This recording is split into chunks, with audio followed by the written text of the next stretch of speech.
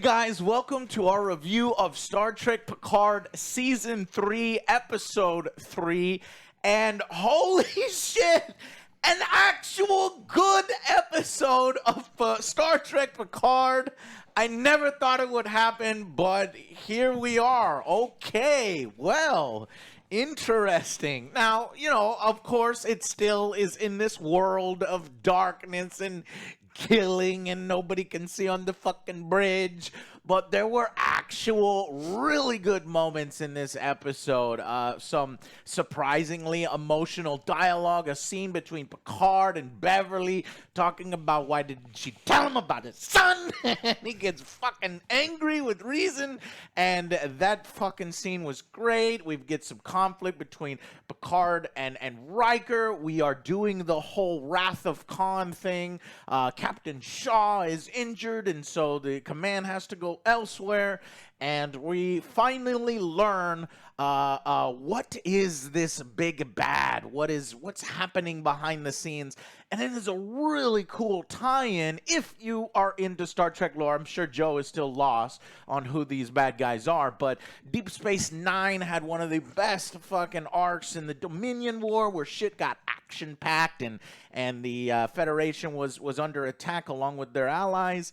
And one of those races, so it's revealed here that the Changelings are a part of this, and apparently there's a break-off terrorist group of Changelings.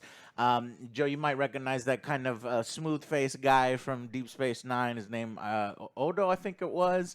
Do you remember that guy? Nope. No, so you never watched Deep Space Nine. Okay, but that's actually, I was like, how are they going to factor in? That's a cool choice for bad guy. So I was very surprised, and I'm fucking happy. But you know what I mean? I get one good episode, and it could have been like all good episodes, right? You know, this is the kind of shit that I was waiting for. This is the kind of shit I was hoping for.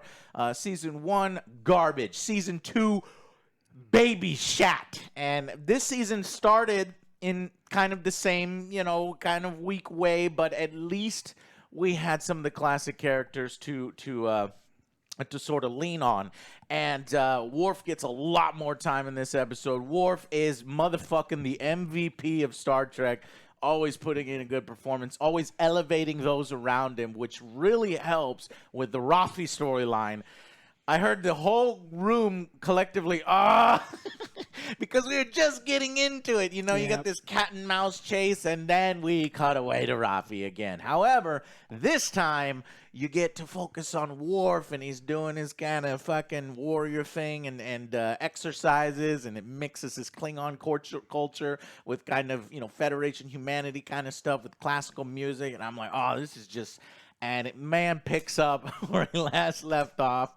The Worfisms, you know, he's like, I am Worf, son of this, and Dapadu, and the slayer of Galron, and do you take sugar with your tea? Just good shit like that was in TNG. So I am all smiles today. I am happy because for the most part, this episode was a strong one, and I like the setup. You know, they're borrowing, of course, but from the best of Star Trek, which is Wrath of Khan. They're borrowing from DS9. They're borrowing from TNG. And it took them 3 episodes, but in episode 3, it's starting to come together now. So, really enjoyed it. Now, let's hear from Joe, who doesn't really have the context of all that. I'm liking this episode. All right. This was a good one to kind of bring me back. It's like I really liked everything that was going on, the cat and mouse stuff, the tension that was building up, and like once Shaw was like, I can't do this, Riker, it's all on you. I was like, okay, nice. Let's see what the hype is about. Let's see. This is gonna be amazing. Cut. Yep. Too rough. It's like you listen to your favorite record, the needle skips, and oh, come on. Yeah. But it wasn't too much. What about the subplot with the Rafi? So it did cut to Rafi and Worf. Did you like it? I just rolled my eyes because he's like, oh, withdrawals, what's going on, my sobriety, and this and that. And Worf is cool, but like I don't have that background like you do. Sure. I was like, okay, well, hopefully he could elevate her storyline. But it didn't. I think he already does. Didn't. It's still it does. He's there, but why is Rafi. Right. Okay. No. Yeah. She's like, all right, I'm Sure. going on. Worf can do this all by himself, Yeah, and in fact, he motherfucking did. is dragging her. He is He carrying did. He's her. like, I lost him. She's He's like, no, the go shittiest this way, this or this Right. way. It's like, I She's found like the him. shittiest spy. She can't even fucking follow a target, and you're an intelligence spy officer of Section 13 or whatever bullshit. Worf totally carried her. Yes, that's again, not. I just don't like the character. I'm trying. Honestly, I'm trying to like the character. Right. It's like maybe they'll do something cool, not make her annoying or anything. Mm-hmm. It just So continues the here. subplot, I agree. I don't care about. How many times I do don't. you have to put something in your mouth before you realize you don't like it? I mean, Rafi is not a good character. It is not a good storyline. It is not interesting. And it sucks the air out of the room. It took 3 seasons and 3 episodes to get a mostly good episode. And this episode is only mostly good because there's an entire storyline. When you run multiple storylines, we talk about this in everything since Game of Thrones. When you have multiple storylines, you run the risk, if some of them are good and some of them are bad, it sucks the momentum out of, like, it just stops. Everything completely stops. And so it's like, yeah, I absolutely loved some of the stuff that they did here. Some of it was really good. It's still, there's no science in the science fiction. They're still really stupid.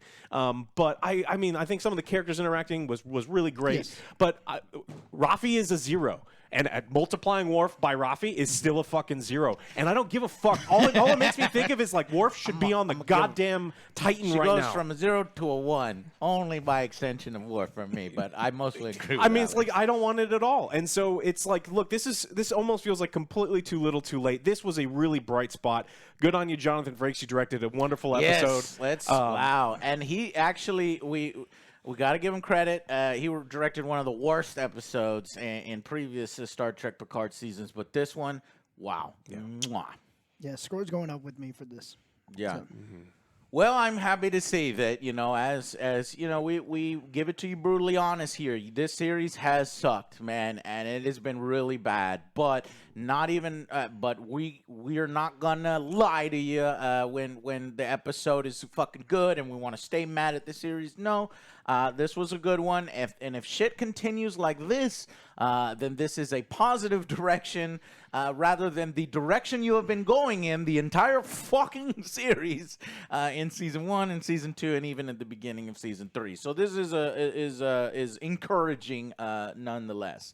So let's go ahead and jump right into final verdicts for this episode, and then we will do a little bit of a breakdown and then talk some questions about the lore and potential plot holes that this kind of breaks open. Lore questions? Lower questions. Lore questions. I'm gonna give this a high score for Picard. I'm gonna go with an 8. I really enjoyed it when everything was running on full cylinders. All The right. cat and mouse stuff, like the dangers, like how do we escape? What's going on? Everything was like fucking amazing. I was like glued to the thing, and even the cliffhangers. Like, okay, I want to watch the next. I want to watch the next. Oh my episode. god! I never thought we'd say Me that. neither. Like, I want to watch the next I was like, episode oh, rather shit, than like what's going on? Alex. Like 2 days ago, he's like, "Shoot me! The next episode is coming on Thursday." Yeah.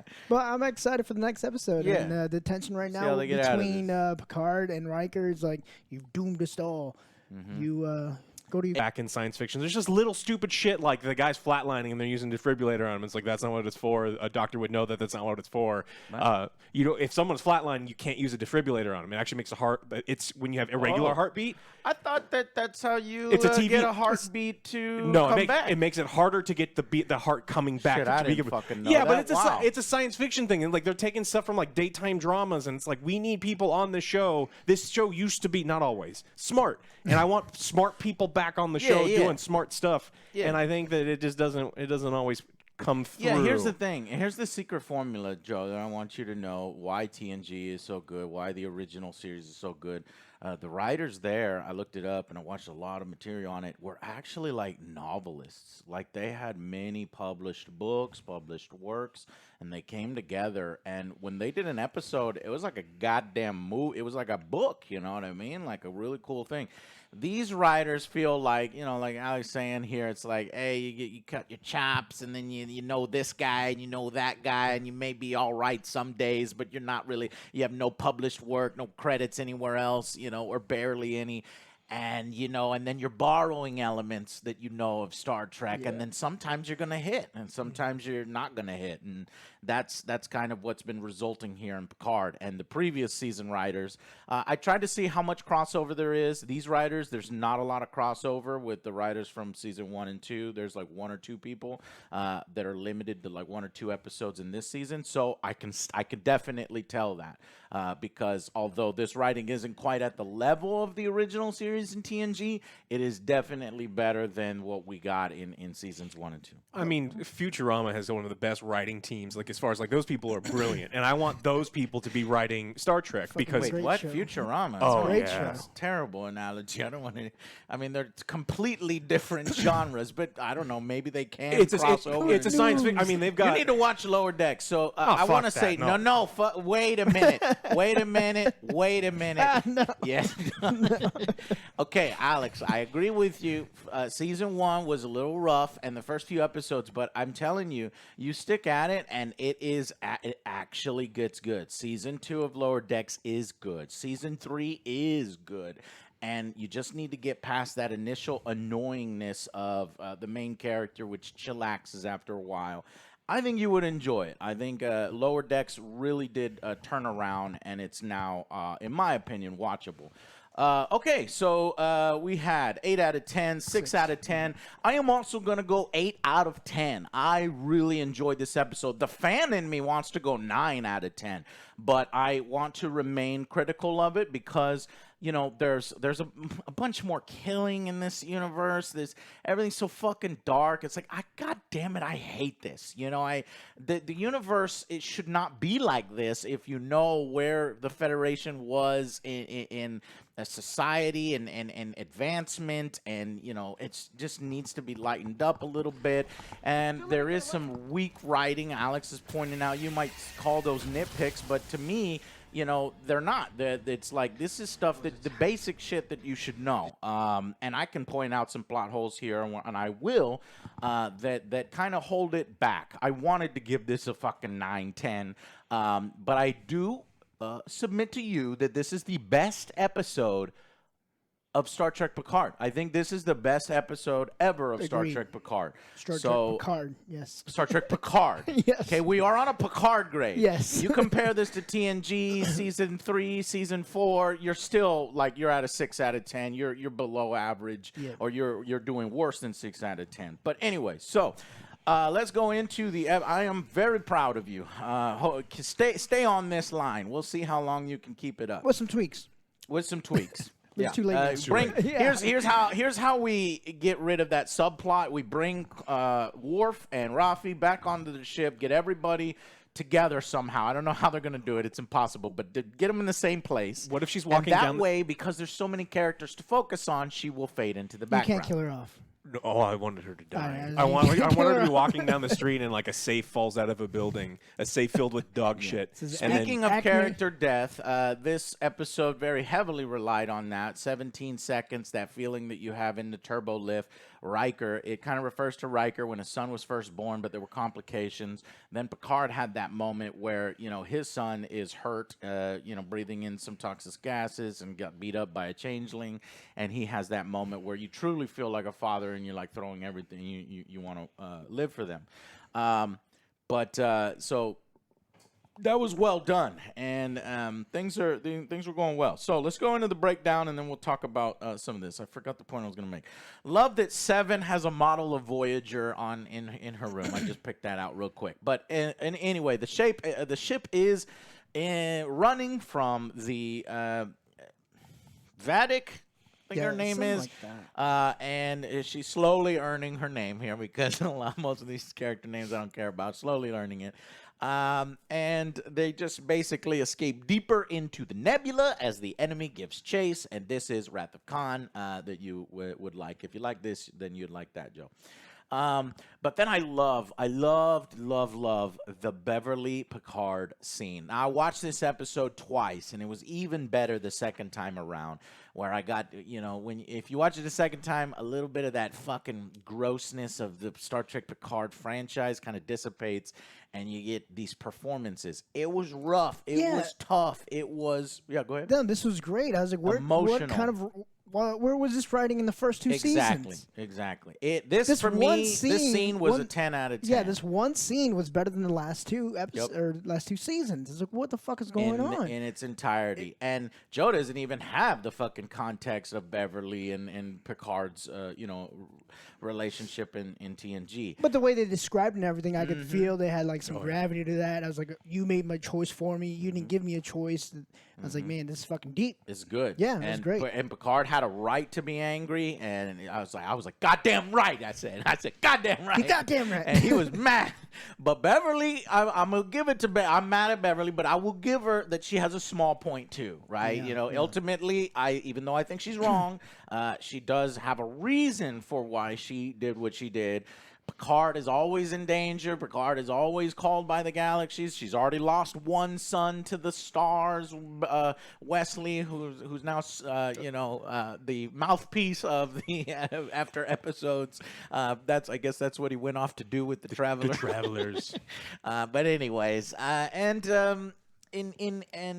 it was, and then ultimately, so I think Beverly does shoulder a lot of blame here, and it was probably the wrong choice because Picard rightly brings up, it's like, you made that choice for me. What if I could have walked away? I could have been a father. I could have been a husband, but you took that choice away from me. And, so I think Beverly, you could feel it weighing on her. You could see it on his face. She's tearing up. But at the same time, she's trying to defend herself. Like, I wanted to keep my son safe. You get both aspects. It was really well done. And then ultimately, how does she?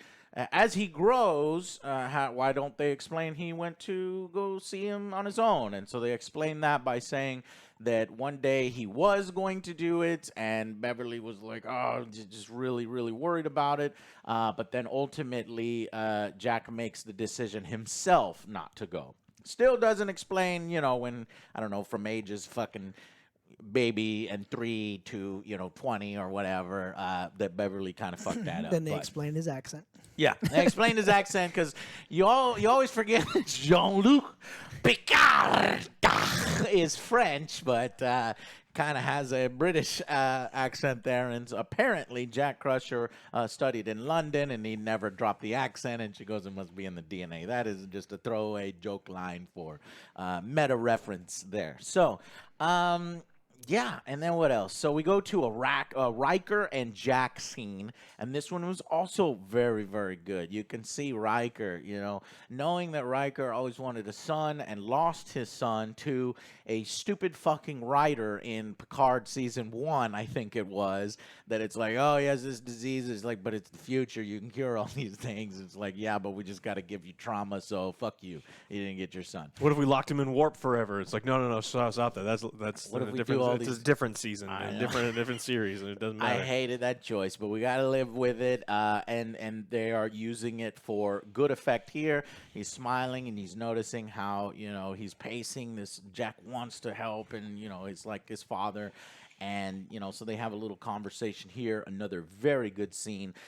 In fact, I even liked the fact that the other crew members are walking by and they're kind of staring at his ass because it's like they're losing people on the ship. They're disgruntled. And he's like, and he's got to deal with that choice. And he's like, make it worth it, to own it. And just really good advice because Riker's a fucking badass. I love Riker.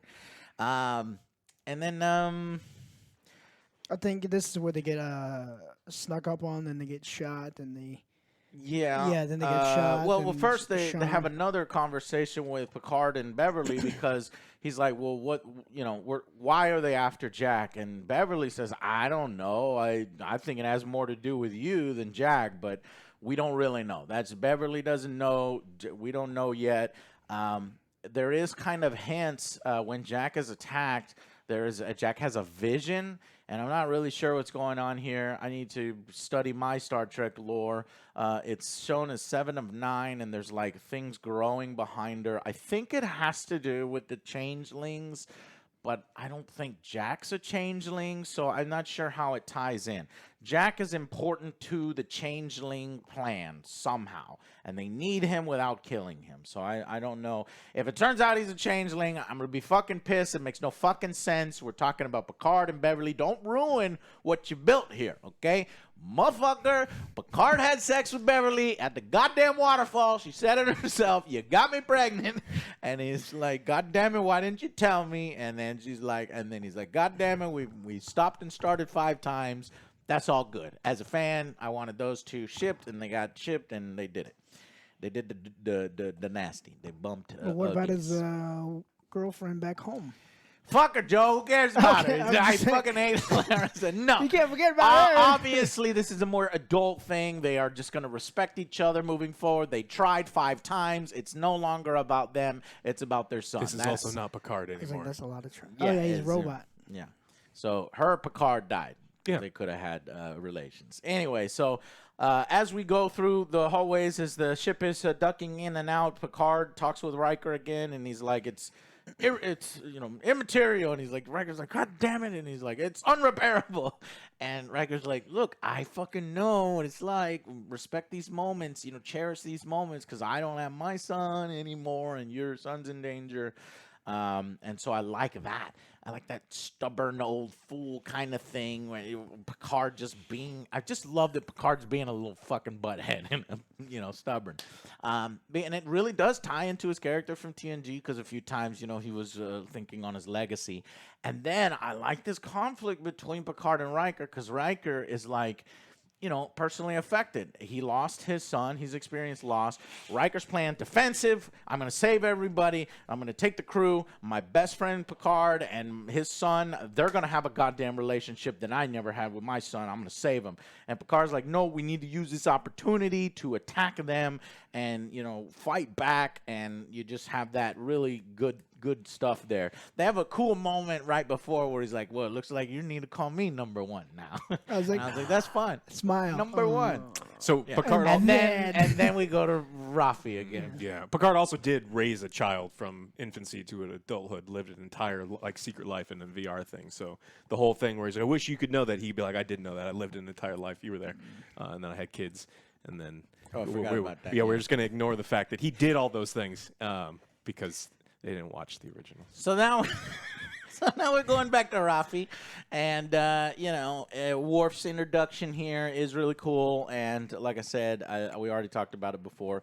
He's like, consider me a subcontractor. He was basically what do you call it? An ambassador between the Klingon Empire and the Federation at the time we last left him. But there is one thing I got to point out here, like Alex pointed out lore stuff. I don't like the fact that Worf is killing people. He chops off the head of the Ferengi. It's mostly defenseless, a smaller person than him. That's a little dishonorable. He kills everybody in the entire room. Stabs him in the back. Does all sorts of Stabs in the back. So another thing Worf would probably never do. Klingons would never do. And it is because the writers are these not novelists. These are these rookie people that's like, oh, yeah, it's just cool. It's cool. Yeah, fucking action, kill. No. In the TNG universe, they would what happened to justice? What happened to law? What happened to being above it and doing the right thing? And in fact, it would have made way more sense if Worf would have just stunned or hurt the Ferengi, because this motherfucker has information, but no, we're just going to kill him right away. So I don't like that. beam her out of the room if he was so worried about her. Yeah, and then again, I just think that was a blunder by the writers who wanted an action scene with killing, and But Worf tries to justify it. He doesn't try to justify it, but the writers are making him say things that make it seem justifiable. I already know who this guy was paid to lie. I know it was really this guy that we need to worry about, and it's Titus Ricca. And Worf says that we will track them together and we will stop them. And I'm like, no, please, no. We'll be partners. Yeah. By the end of the episode, he goes, well, let's be partners. Like, fuck. But Rafi's like, she says, Rafi's gonna give him more sass and lip and shit, and then she's like, cool. And I was like, yeah, Worf is pretty cool. Yeah. Rafi, just shut the fuck up. Just shut up and just let Worf do his thing. So, anyways, then we learned that the nebula is not really a nebula. It's an unknown anomaly. It is electrical and biological. So I don't know how this is going to factor in. I wonder if maybe this is artificial, made by the changelings, and there's something at the center that they're trying to get, Jack into, potentially Picard into. Maybe it teleports them to a different to the changeling areas. I don't fucking know what's happening here, but it's interesting. We want to know what's happening. Not only do we have the Wrath of the Khan, cat and mouse nautical, we also have this thing at the center of the nebula, and we need to figure these things out. So. Yeah, and then we go back to the ship. It's fucking amazing because they're trying everything. Everything they're trying is like futile. They're like stuck. They try to like teleport or leave. Oh, they yeah, that was pretty cool. Like the portal brings them back around. We're like, oh fuck. Yeah, she's what like are we playing gonna with do? them. Yeah, She's exactly. fucking I was around like, with them. this is pretty cool. I like this. Yeah, and yeah, it's showing the portal gun, and they keep trying to escape, and it just keeps right up in front of them. Yeah. And then he's like, oh, the captain is fucked up. Shaw is just hurting. He's in the thing, and I was like, okay, now I understand. Because like, why'd he give him Commander Reich? It's just a way that the writers put it. But no, like this shit can happen. Yeah. Your captain can take a direct hit. I wish there was more ship destruction in Wrath of Khan. You fucking feel every goddamn hit to the ship when they're doing this cat and mouse. Bigger budget, more time. I just wish a little bit more than that. Sections of the ship can get ripped apart, and Shaw could have been fucked up. And he is fucked up here, and the actor does a good job portraying that when he's on this medical bed. It's $9 million. I think it's $9 million an episode they're paying for Picard. Yeah, I'm not sure. It's massive budget for this. I don't. There's no fucking way. I was shocked when I was shocked when I read it. What a fucking waste. But- Who's burning money? But the Shaw thing also did bother me because they do the thing where it's like the medical bag staff are super incompetent and only Beverly can heal these people. It's like this is fucking stupid. The fucking medical doctor on the ship is a fucking bitch. Yeah. She's like mad that fucking Beverly earlier she's like, stop trying to help people. We're overwhelmed and I need help. And then Jack's like, what? And then she's like, oh, he doesn't have internal bleeding. The computer told me so. And then Beverly's like, well, sometimes the computer doesn't. Number one, computers in that age will be able to tell whether there was internal bleeding from a concussion or not. But she's like, sometimes it doesn't pick it up, and it makes Beverly look, smarter. But anyway, so he says, how the fuck are they finding us? And it is because, and Jack realizes that they're probably being sabotaged. It's blood in the water is the strategy. But so Jack runs to the bridge because he's gonna have this fucking amazing thing, huh? 8 to 9 million per episode. That's somebody done fucked up in the goddamn props department and this shit department. Like I don't know where did that money go?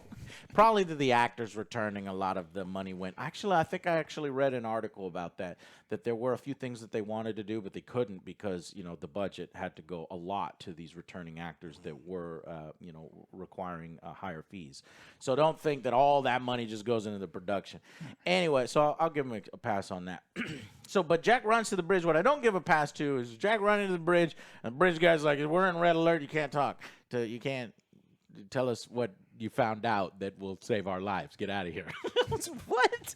I don't know. Use a goddamn comm badge. Contact you. I don't know. Your fucking father. Do something. It's so stupid. Say, I know what's going on. I need to speak with them. And get out of here. It's red alert. So I don't know. Jack fucks that up because he doesn't say how important it is. He just runs off.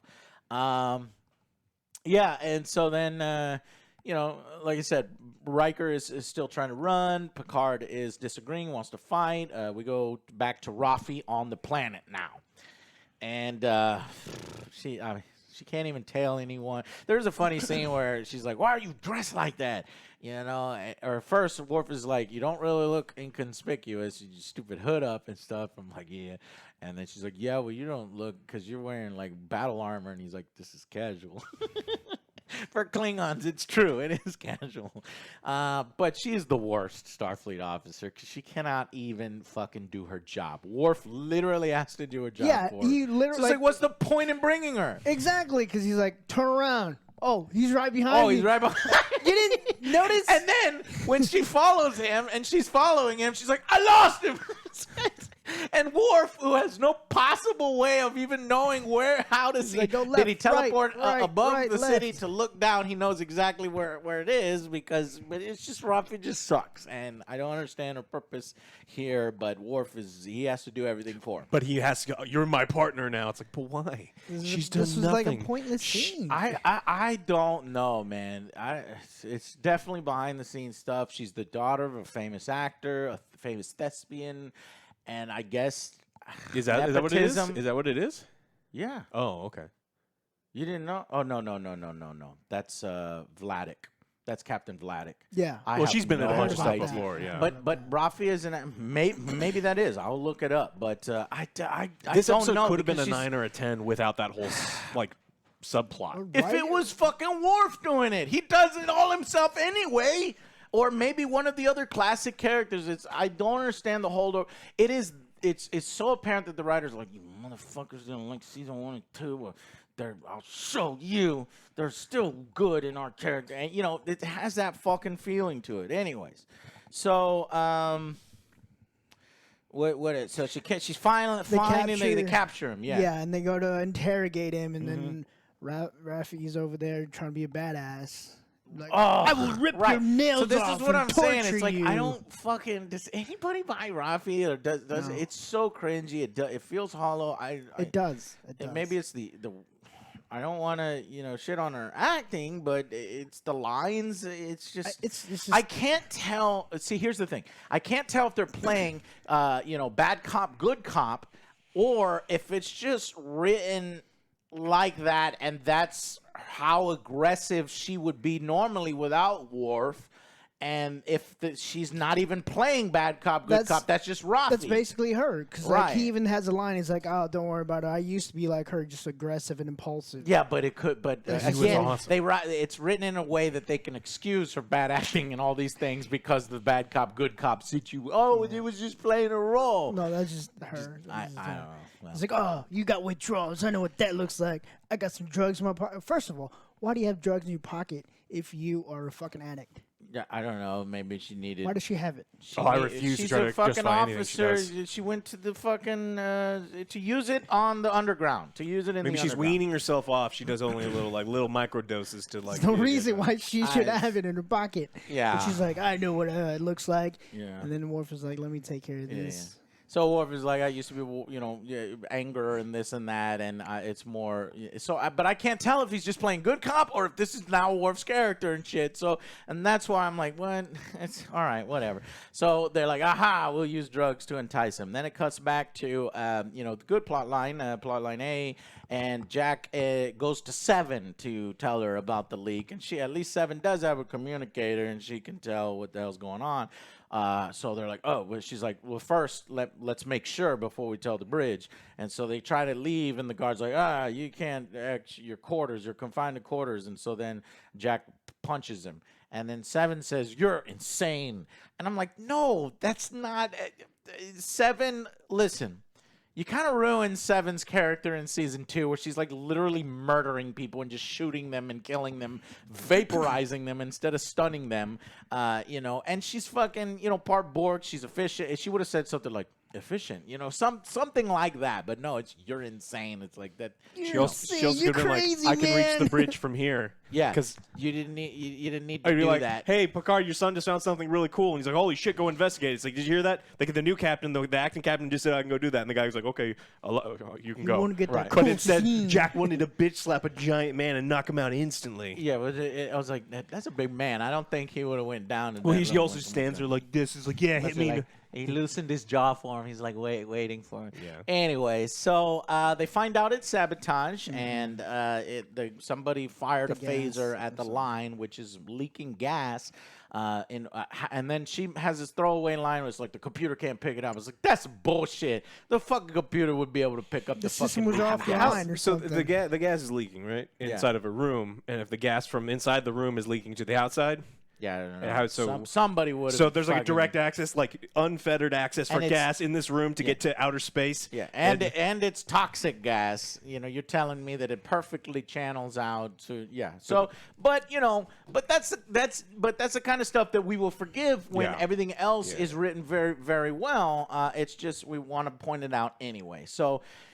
Can't pick it up by he gets attacked by the motherfucking changeling who comes back and beats him up, and so he's sucking gas. And the changelings, if you don't know, Joe, they're fucking strong as shit. They're maybe not data strong, but close to data strength. So Almost as strong as Picard's supposed to be. Oh, got it. oh, that's right, because of the positronic body, man. That'd be fucking sweet if we see Picard. but not Rip the spine out of someone. That Oh, will not give me back happen. my son.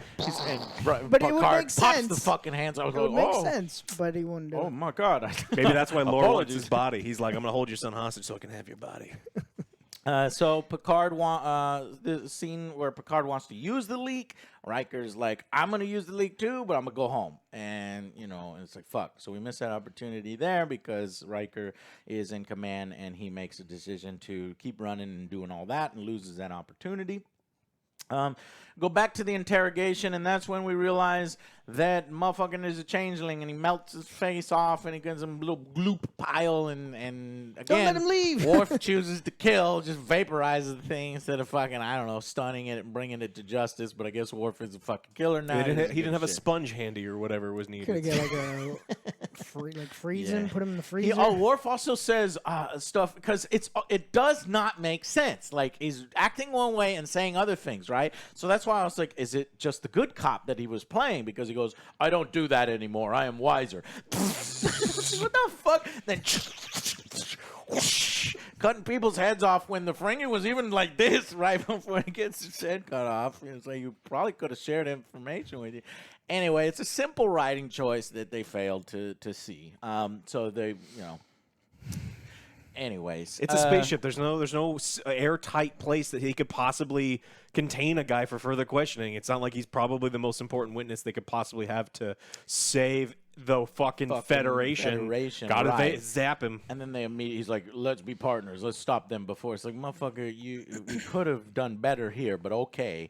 Rafi, they're going to, I already see it coming. They're going to give Rafi like this moment where she saves the Federation. And so she could feel better about herself and as a character and from all the criticism that Angry Joe gave her. Anyways, Picard, then we see that Picard sees Jack dying, and we got the slow-mo, and he has the 17-second scene. But Beverly is able to save him to Picard's relief. Mm-hmm. And we learn that the portal weapon was just a distraction from the Daedalus station or some kind of station. I forgot the name. They probably stole something way more important. Lore. Yeah, that's what I'm thinking. So I'm like, what could they have stole? Lore, who is super fucking smart and can lead their forces, I guess. Maybe Moriarty, because we saw that old dude. This is this holographic program where they were like, okay, we need to. Oh no, I know what they're gonna do. Moriarty is not a bad guy. Maybe though he is a bad guy, but they're gonna use him to try to outsmart Lore. Because the episode that the holodeck happens, they're like, let's create an opponent for Data create an opponent that can beat Data. And it's hard to fucking beat Data. And so the fucking computer, this is a plot hole in TNG. How the fuck did the computer make something better than Data at the time? But whatever. Well, again, so that's who Moriarty is. He can motherfucking beat Data in brain power or whatever. And so maybe they're going to use Moriarty to counter Lore. I don't know. But just some ideas thrown around, which honestly, that sounds cool as fuck, and I would really enjoy that. You just have to be able to explain how that a computer from 20 years ago created the perfect AI, No, and then nothing's they didn't ever... explain it then. They're not going to explain it now. I guarantee you they won't explain it. Yeah, but that was one episode that happened That's a one plot time hole in in 20 TNG. minutes. If you're talking about an entire series where the whole bad guy is a 20-year-old AI, I mean, think about AIs from 5 years ago. Like, it was a 20 questions program. Like, shit moves fast. I got to blame TNG for that one. But anyways, how long have you been away from the Great Link, he says. Because these changelings, they're all like liquid, and the Great Link is, I think they're all in a bath together. They're just on the planet. They're just all liquid, yeah. And I guess the longer you're away from it, the more you like break down or something. Then we get the scene with Riker yells at Picard, "Sit down, Admiral, sit down," because he's like trying, they're button heads here. Yeah, so the little dude actually, they figure out that the terrorists broke away from the changelings after the Dominion War, and this is an extension of the cool bit that we got in DS9. They're back, and they want some revenge, this faction. And, yeah, and like I said, he's like, let's be partners. And I was like, by extension, Worf makes this subplot better, No. But you have to still carry around. I understand, and I agree with you. I get it. This just makes Worf worse. No, don't say that. It makes Worf Worf worse? No, I don't agree. I think that He's partners. He is equals with Rafaela, and we have to sit there and watch him be like, writing. "Oh, you're my partner. I couldn't have done this without you." Well, like, so far they're writing it the way I want, where it's like motherfuckers doing everything and Rafi's not doing shit. But it's probably to build that arc where Rafi does eventually do something better than Worf can. I don't know. Anyways, then they finally, the changeling on the ship, the saboteur, blows a power thingamajiggy, which prevents them from running. And so now what Riker wanted to do the entire time. Right. Like, we got to run. So, right, and he finally gets his opportunity to run. The changeling fucks that up, and now Picard's like, well, now we have no choice, attack. But by then, the window of opportunity has already gone, because when they circle around, they're not showing up behind it. She was already waiting for them, and she's pointing right at them. Fire everything we got. Don't say we got. Just say fire everything, Riker. Fire everything! Like the Romulan does in the movie. But then, so he fires everything. I was like, oh, shit. I was like, what are they going to do? Whoop. that one was instant. And then another one pops up. And bam, slams in the shit. I was like, oh, fuck. They're destroyed. Like 4-ton torpedoes. I guess maybe the Titan can handle that. But if Riker says fire everything, you don't fire way more than 4 torpedoes, but budget, right? Because you got to pay the actors. Anyways, so then it slams in. Four into the back torpedoes. of a beat up ship. That thing would have been vaporized. Yeah, so yeah, it would have, or at least show some fucking bridge damage. They constantly do this like spark. It's like, come on, man, you bought that on the fucking market. Asset market. Damage. I want to see some hull gone. I want to see some damage like we do see in the movies. I want to see some just extra just fly away. Yeah, that kind of shit happens in the movie. Yeah, you need to watch Wrath of Khan. I was like, holy shit. Yeah, that really gives that gravity and the fucking like, oh fuck, this is serious business. Let's go. Like, I'm losing people here, and then like even it strengthens everybody's arguments. Exactly. Whenever that happens, somebody like just falls out, and then we pan back, we see Riker just giving him the fucking death stares, like, this was your fault. It's like, what? Yeah, and honestly, Riker shouldn't have said that on the bridge. You know, say we're all dead. That was too. Riker would have just said, "Get off my bridge," and then end it. But of course, it's like lazy writing again. The writers, like I said, sometimes the writers are hitting it, sometimes they're not. They didn't hit it here because it's like we're all dead now. And even the crew is like, what did he say? Flee, run for your lives. We're fucking dead. Like, what the fuck? Yeah, God damn it. Captain, you need to pull him aside. Exactly. But overall, and then they show the ship floating closer to the thing, which was cool because all the lights are going out and stuff.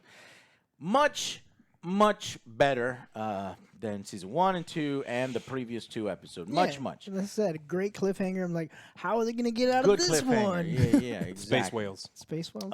Is there space whales? And I would have rated it higher if not for all the killing, the darkness on the bridge. There's darkness everywhere. I don't know how anybody sees. It's trying to fit with this edgy. Now, the writers are like, it's 2023. We got to make Star Trek edgy. No, you don't.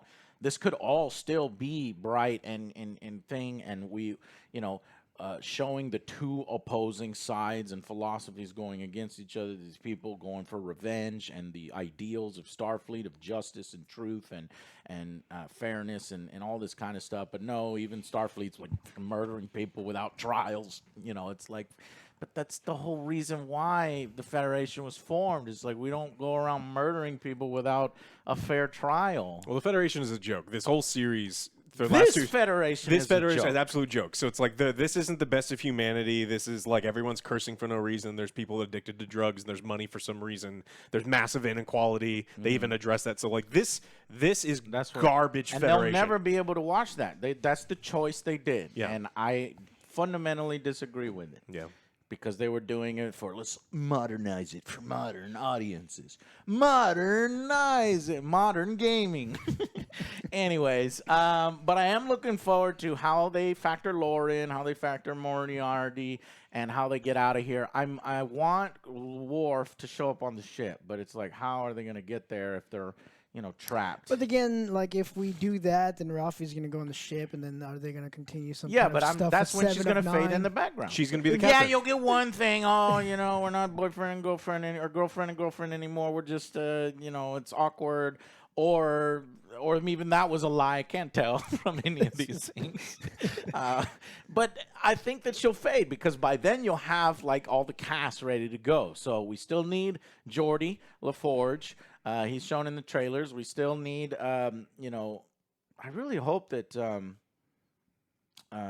Troy. Yeah, Counselor Troy is going to come back. I mean, there was a short clip this time. She did. That was a funny clip, by the way. She's like, "You get back here. They need contact the Guinness Book of World Records," or I don't know what she was saying, because projectile vomit. And she's like, "Bring the whiskey." But he didn't. But please don't. Yeah, he just walked. He's a Maybe he bad stopped at a husband. store. He stopped at a store. But Whiskey for the shitty whiskey there. So he knows the right whiskey to bring. Anyways, great episode. 8 out of 10, and I hope this continues into episode 4. Agreed. If I'm gonna have to watch this stuff, I hope it gets better. So just to look ahead here, we have 10 episodes. So this was 17 seconds. Number 4 is called No Win Scenario. Ooh, directed by Jonathan Frakes again. So I think the number 4 is going to continue. The writers are different on the next one, so that's a little concerning. And then number 5 is called Imposter, and number 6 is called Bounty, and the rest we don't have the names for. It's got to be a changeling, right? This ends the Imposter. Will they focus on that? Yes, Joe. I think by episode 4 they'll weed out that changeling. They're going to address that on the next one. Yeah, Imposter is probably going to focus on Vadik, the chick, and we'll learn about her backstory. So, anyways, that is it for us. Tell us what you think, and now is the time to actually start watching. I'd say if you want to watch Picard season 3, you start at episode 3. There's even like a little breakdown at the beginning of the season, so you don't even need to watch 1 and 2. Just start at 3 with us. They rescue Beverly from a ship and her son, and that's it. They're being chased, and then 3 go. And then that's the it. Rafi stuff, which you don't can need the other definitely ones. skip. Yeah. Okay. Cool. All All right. right, guys. Thank you all so much for watching, and we will see you on the next Angry Joe Show. Bye, guys.